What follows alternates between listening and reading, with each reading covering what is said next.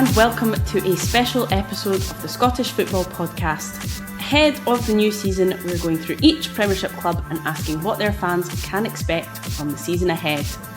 And in this episode, we're previewing the season ahead for the Steelmen as we focus on Motherwell. It's always important to have the crowd and the whole club and the community behind you. And I felt that since day one. I felt a big curiosity in what we're doing, a big enthusiasm about what we're trying to do. Oh! We've got a goal at Motherwell. Oh, simple ball over the top. Maswinich turns and has a shot from a dreadful angle, and it's just completely wrong foot. Ashley Maynard Brewer. It's Motherwell 2, Dundee United 0. It's amazing to stand here today and have achieved what we have set out for a long time, to get us a place in Europe, to reach out for the maximum possible in this season. I think we've gotten that. The Scottish Football Podcast from BBC Sports Scotland.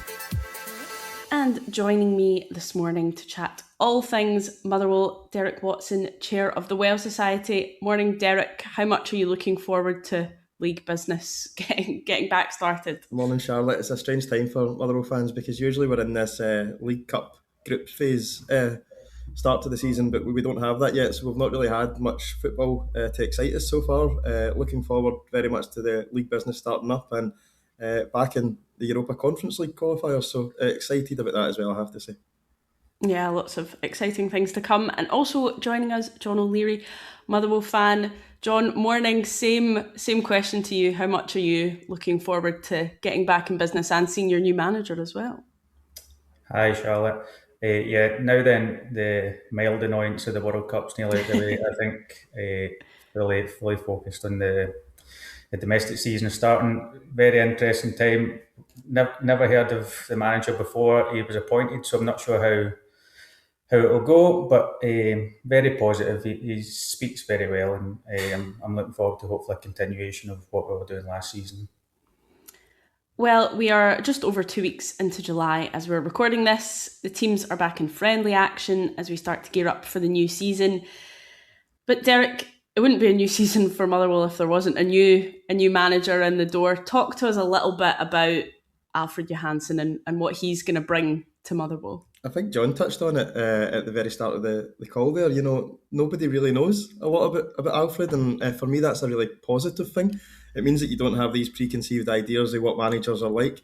It's very much a route that we've been going down recently for our last two appointments. Michael Wimmer and then Jens Bertholascu as well. It seems that we are looking to bring in young coaches both times, and again this time round from abroad, that play a certain style of football, free-flowing attacking football, playing it out from the back. Really exciting to watch, giving players a bit of confidence to make mistakes and not have any fear around that.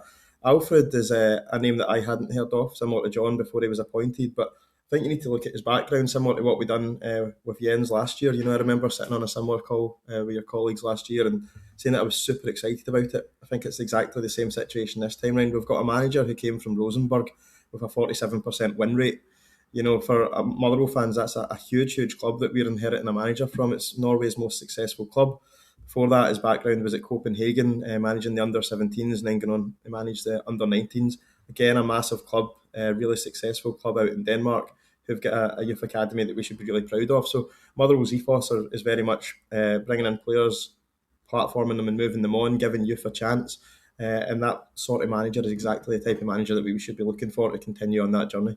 Yeah, John, Derek touched on there, this kind of vein of Motherwell managers, Jens Bertholascu, Michael Wimmer, as he touched on, playing this exciting football. We saw some of the football Motherwell played last season was unbelievable, comparisons to prime Brazil.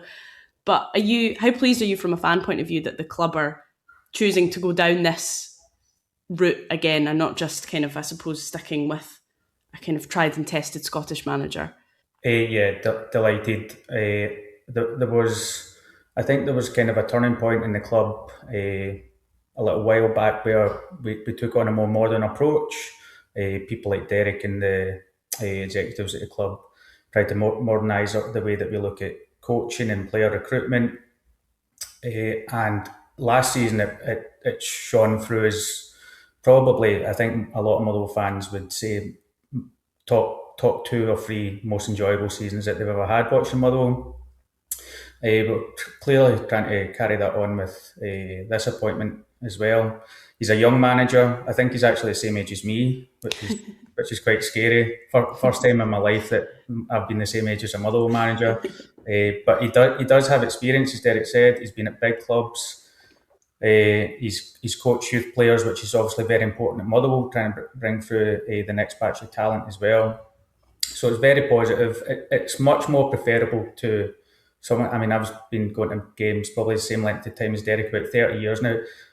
This fresh approach, it really does energise you and make you want to go to games. I think it was shown last season that our attendances were up massively. I think it really energised the support. You look forward going to games. It wasn't just kind of a routine thing. So long may it continue. It's not always going to be as successful as it was last season, but I think if fans see that we have an identity at the club, which the new board and the Well Society have implemented, I think they'll get behind that. One of the other things you've both touched on now actually is the youth side of things, and it seems as though Derek, your new manager, is very big on youth players, and he's worked a lot with youth teams in the past, and that seems to be his big thing is kind of bringing through younger players. Are you expecting him to do that here at Motherwell?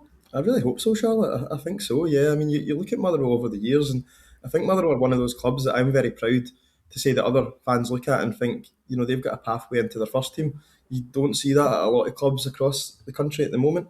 And you look at some of the players in recent years and further afield, like, your Lennon Millers, your David Turnbulls, even going further back, your James McFaddens that have really made an impact in Scottish football and national football as well. And I think we need to be looking for the next Lennon Millers, the next James McFaddens to come through at Motherwell, not just to bolster, the attendances that John touched on or to put more money in our coffers when we sell them on, but to really enhance Scottish football as a whole. And I think when we're recruiting managers, the board are probably taking that step to make sure that's the type of calibre of manager that you're going for. Someone that's got experience in youth development is key to everything that we do at Fir Park. It's really part of our DNA. So I'm really excited about that. I don't know who the next players coming through at Motherwell will be in that respect. But there was a few of the young boys came off the bench a few times last year, and hopefully we see more of them this year as well. John made a really good point that, for me, that was one of the best seasons I've had watching Motherwell. It was brilliant, really enjoyed it. But, see, even if it's not as good, which touch wood, I hope it is, I'm fine with that. As long as we're sticking to our guns and as long as we're following that model that we've implemented of, we want to play free-flowing attacking football, we want to get bums on seats and we want to give people something to shout about. And as I says, if they make mistakes, that's fine. I've seen a few people talking about, we've played one pre-season friendly that you could stream online and we got hammered. It was the team over in Denmark that won the league there. And it was a lot of the young boys that played in that match. But I remember sitting here last year and we'd played Clyde when they were playing over at Hamilton out at that stadium. And we were trying to play this football that now is synonymous with Motherwell style last season. And there was a few mistakes and the goalkeeper, Callum Ward at the time, get chipped from about 30 or 40 yards.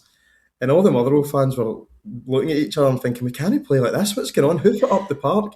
And, Jens, to his credit, gave them time. He had patience. There was no change of style. This is the way that we're going to play.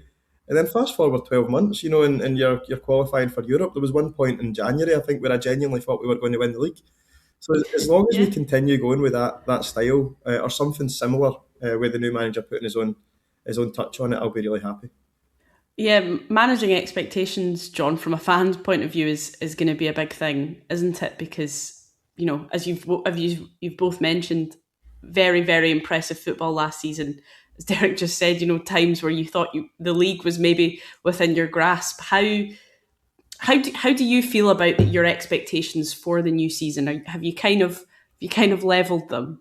Yes, I mean, I think the price of success for a team like Motherwell is that probably if most of our best players will go at some point, whether it's in this window or January. So then you're relying on recruitment, which has been excellent in Motherwell for a while now. But I think that will take time to bed in. I think hopefully the fans will be sensible enough to realise that. He has a tough start as well, Alfred. He's straight into it with the European qualifiers, which the fans put a lot of truck in. We all really look forward to that when it comes, because it doesn't come along often enough. So he has a bit of a tougher start than Jens in one sense, because Jens could ease in his style of play in the League Cup group stages.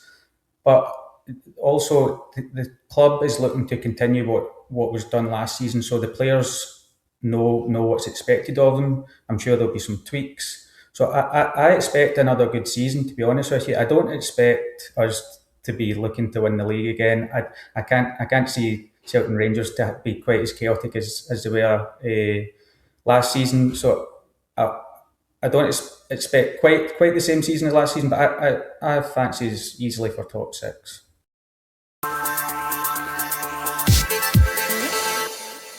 How much are you looking forward to the European game then, John? First one. Very much so.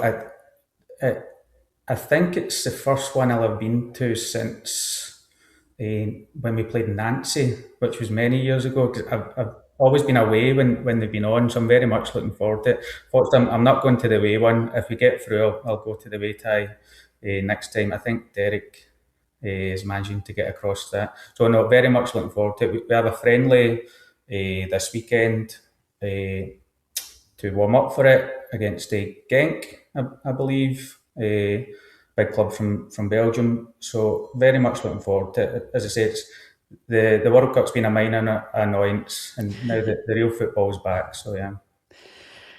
Yeah, Derek, how much are you looking forward to this first European tie? Are you getting over? Yeah, I don't know if it's dedication or stupidity, Charlotte, but it's costing me more than I would like it to. We're travelling over to the Faroe Islands via Denmark, and thinking the way back I have to stop in Norway, Amsterdam before getting back to Edinburgh as well. But really, really looking forward to it. For me, that's what it's all about, being a Motherwell fan, travelling on the road and seeing your team. Don't think it's going to be easy. I have flashbacks to when we played Sligo Rovers a few seasons ago, and Graham Alexander subsequently got sacked after that match because we get knocked out. I think what doesn't get taken into account enough is that a lot of these teams that you play in the early stages of European competition are halfway through their season. So HB Torshaven, who were playing in this tie, have the most successful team in the Faroe Islands. They've actually got a former Motherwell player, Moses, playing up front, so I'm sure he'll want to haunt us as well. I mean, on paper, this should be a tie that we win comfortably, but you can't take that for granted, and I think that level of fitness and playing week in, week out often goes in your favour. I hope we can get through that, and then we're almost 2 games away from group stage football, which is maybe ambitious, but I think we need to be ambitious as a football club, and hopefully we can get somewhere which is a bit more accessible for fans to make that journey and have that trip as well. Yeah, John, what's your expectation then of Motherwell in Europe this season? Is it kind of group stage at a minimum? I think we'd be doing very well to reach the group stage, to be honest. I think anything that's is better than Sligo Rovers, I'll take. I would take a win at home in this tie, and then let's see how it goes over there. And whoever we draw in the next round, it's going to be a tougher ask. And as Derek says, we're very early in our season. The likelihood is that we'll be playing a team that's a little bit later on in their preparation. It's always the case with Scottish teams. I think as long as we go in, I think if the fans can see that there's progress with Alfred's approach to the team, I think we'll take that. I think we need to get through this tie, and then we take on whatever's after that. I think, John, you're being a bit negative there. I think you need to remember that we had Elijah Just playing at the World Cup, who scored the same amount of goals as Cristiano Ronaldo in that tournament. So if he can come back and hit the ground running, who knows what could happen? We might even win the tournament. How, Derek, is it going to be juggling that for Motherwell? Because we see this quite a lot with Scottish teams when they're playing in Europe, having to juggle league football when it starts, European games if they're still ongoing. How do you see that playing out from a Motherwell point of view? It's definitely a challenge, and I think you've hit the nail on the head there, Charlotte. A lot of the teams that end up getting into Europe and play early on in the season start slowly in the league. I think we need to see this as a huge opportunity to bed in on new players and to bed in the new manager's philosophy as well, style of play and how he wants to play.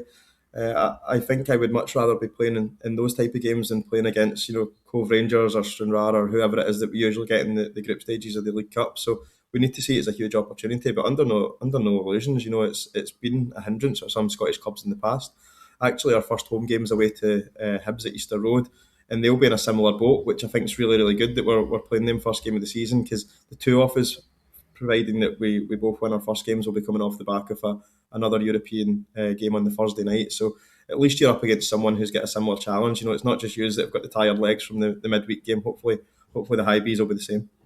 Let's talk about transfers then, because John, Derek touched on Elijah Just, World Cup goal scorer. How worried are you about his future at the club? Yeah, I'm realistic about it. I think his performances at World Cup, I don't see him staying at Motherwell. I would imagine he's got interest. I think I noticed his agent saying yesterday that he's got interest from all around the world, which doesn't surprise me. He's a tremendous player. The positive for Motherwell is that we've got him signed down to a good contract, so the club will have to be compensated when he goes. Kudos to the recruitment team and the guys behind the scenes for spotting him and getting that deal over the line. But I would expect Elijah Just, and I would probably expect a couple of hours to go. It's just the way of things. But the club will benefit massively from that, and then we've got to build again and bring in the next Elijah Just or Masfinisi or Elliot Watt. This is the thing, isn't it, Derek? I think you've kind of touched on it so far. The likes of Elijah Just, Slattery, Watt, all these players who, are at Motherwell playing really well. It's good for the club then that they're attracting interest and potentially going to be sold on for a big fee. Absolutely, yeah. I think Callum Slattery that you mentioned there is going to be a huge loss, signed for Sheffield Wednesday over the summer. Unfortunately, he ran his contract down, but Callum's been an excellent servant to Motherwell over the past 5 years or so. He's been very unlucky with injuries, but I would say he's been one of the top players in that league when he's at the best of his game. Elliot and Eli are both contracted to the club for now. I fully expect them to play in the next couple of games. And as John touched on, if they're not playing in there and they're away elsewhere, then the club will be compensated for that. And that's the model that we operate under. And as much as some clubs might want to admit that, that's actually the model that every Scottish club operate under at the moment. Maybe some Celtic and Rangers fans could take that into consideration as well when they're thinking about their best players moving on. We need to be realistic about where we are as a country. And if we can give players a platform to go and live their dream, so to speak, then excellent. I was extremely proud watching Eli Just playing at the World Cup. It almost, I was waking up in the morning when the games were on at 2 and 4 in the morning. The first thing I was doing was checking my phone to see how he got on. And it gives you a real sense of pride. And if we can bring on another player, we've signed one of his teammates, and Alex Paulson, who's the goalkeeper there at New Zealand. I think he was the second choice goalkeeper at the World Cup, but again, someone with pedigree that's played at a high level. If we can bring him on, he showcases his talents and goes good on them. That's what we're here to do. And I wonder if Eli Just had a wee bit of a word in his ear and says, "Listen, Motherwell are a great club to go to. You'll enjoy it there." And that's the kind of recommendations that you need to be having from players. We want to be seen as a football club that creates a safe and happy space for players and allows them to go when the time is right. But that has to be right for both parties. Motherwell have to get the right fee, and the players need to move on at the time that's right for them as well. So it's trying to find that balance, I suppose. And that's the thing, John, you mentioned it a second ago. Motherwell found Eli Just and, have brought him into the club, and he's been impressing and have brought him on. Potentially, if he does go, that'll have been a really good bit of business for Motherwell. That must give you, from a fan perspective, confidence in the way Motherwell are operating in the transfer market. Yeah, very much so. If you look at our recruitment already this summer, it's obviously quite early, but we brought in Willie Votes, brought in Martin Moorman, kind of players that aren't in the general Scottish merry-go-round. Alex Paulson, as Derek mentioned, and we brought in a new defender from Australia as well, Girdwood Wright. So these aren't players who are known to fans. They've obviously been done with analytics in mind. So we're going down the same path. It doesn't mean that all these players are going to be successes. I don't think any clubs will get everything right all the time. But if you have 1, 2, 3, 4 gems in there, then it can set the club up for years to come. I think many Motherwell fans would probably say that our transfer window last summer, was maybe one of our best ones ever.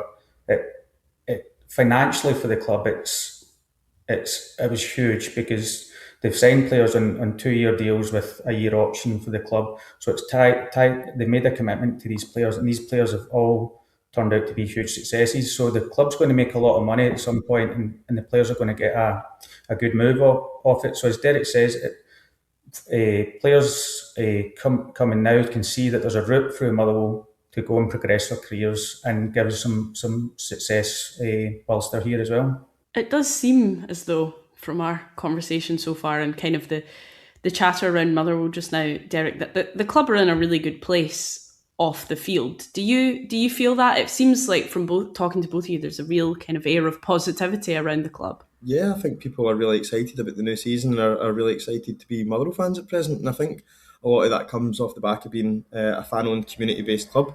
You know, fans get a real say in how the football club operates to a certain extent. I think that, you know, there needs to be more chat around Scottish football about fan ownership and fan-owned clubs. If you look at last season, you had Hearts right up until the last day challenging for the league.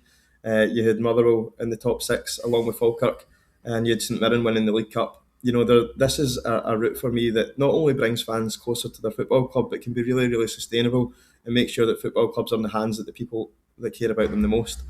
And I mean, for me, I love the fact that Motherwell are a fan-owned football club. I love the fact that Motherwell are embedded in their community. You know, that the work that our community trust does is fantastic, bringing in kids from all different backgrounds to the stadium and making it an accessible and affordable place to go. And I think that there's just so much around the football club at the moment that we should be proud of and that we should be shouting about. And what I would say to people that, you know, maybe listen to this that aren't Motherwell fans but live in the nearby area is come along to Fir Park, you know, and experience it for yourself.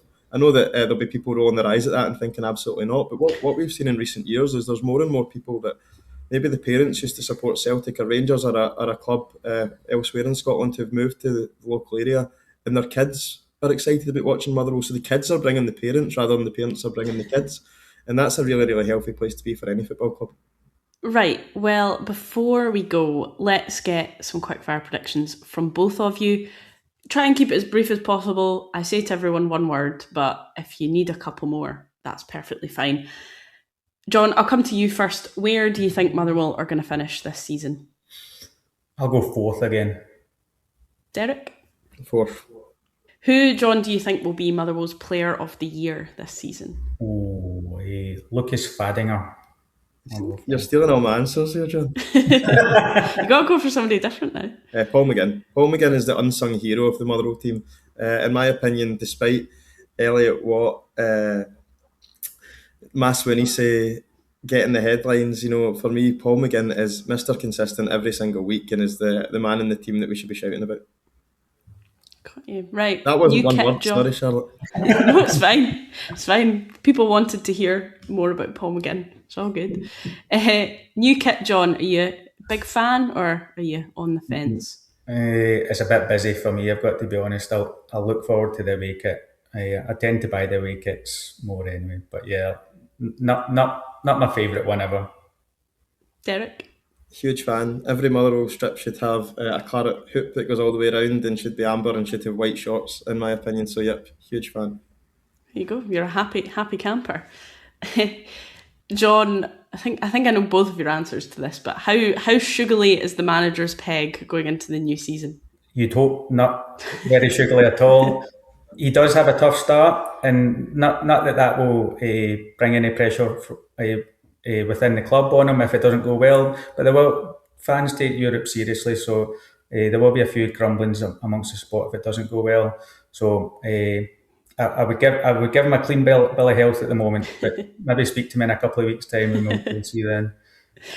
Derek, I imagine you think his peg is firmly planted for now. Firmly planted, yep. This guy needs time to implement his own strategy and ethos, and I'm sure that we'll give him that. And finally, how do you feel about the new season in one word, John? Buzzing. Nice. Derek? Excited. Nice and positive. Well, that is all we have time for. Many thanks to Derek and John, and thank you very much for listening. Remember, we're doing preview episodes for each Premiership team, so check them out on our feed if you get the chance. and to keep up to speed with everything you need to know about the national game and to be alerted when new episodes are out, subscribe to the Scottish Football Podcast on BBC Sounds and have push notifications turned on in your phone settings. Thank you very much again for joining us and have a wonderful rest of your day. For everything you need to know about your team this season, download the BBC Sport app. All the latest news, goal updates, stats and scores, and insight and analysis. Just select your club to get the biggest stories and best content at your fingertips. What a result. Download the BBC Sport app for everything you need to know about your team this season.